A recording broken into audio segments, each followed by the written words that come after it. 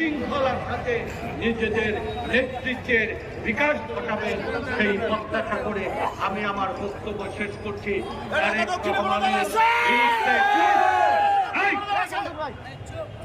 আমি এই সভা থেকে পুনর্বার অনুরোধ সহ সতর্কতা জানাবো, গণতন্ত্রের শক্তি, বাংলাদেশের মানুষের শক্তি, বিএনপি সহ সকল রাজনৈতিক দলের আস্থা এবং ভালোবাসার শক্তি।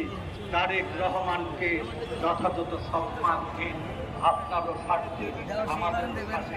সেই অনুরোধ রেখে কটূক্তি থেকে সবাইকে বিরত থাকার অনুরোধ রেখে ভবিষ্যতে সতর্কতা ঘোষণা করছি।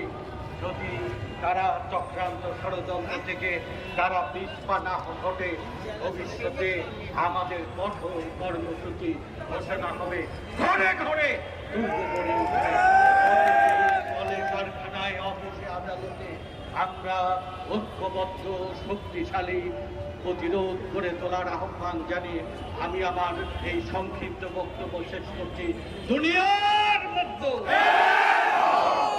শহীদ খালেদা জিয়া জিন্দাবাদ, তারেক রহমান জিন্দাবাদ, বাংলাদেশ জিন্দাবাদ। নেতৃবৃন্দকে মিছিলের সামনে যাবার জন্য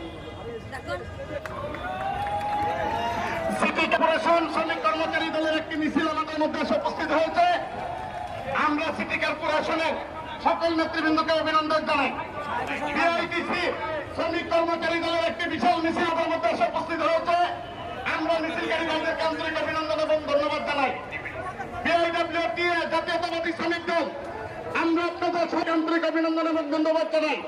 কৃষি ব্যাংক জাতীয়তাবাদী শ্রমিক কর্মচারী দল, আপনাদের আন্তরিক অভিনন্দন এবং ধন্যবাদ জানাই। শ্রমিক কর্মচারী দলের একটি বিশাল মিছিল আমাদের মধ্যে উপস্থিত হয়েছে, আমরা তাদেরকে ধন্যবাদ জানাই। শ্যামপুর থানা শ্রমিক দল একটি বিশাল মিছিল, জাতীয়তাবাদী শ্রমিক দলের একটি বিশাল মিছিল আমাদের মধ্যে উপস্থিত হয়েছে। জাতীয়তাবাদী কর্মচারী দল আপনাদেরকে ধন্যবাদ জানাচ্ছি। 51 নং ওয়ার্ড শ্যামপুর থানা শ্রমিক দল আপনাদেরকে ধন্যবাদ জানাচ্ছি।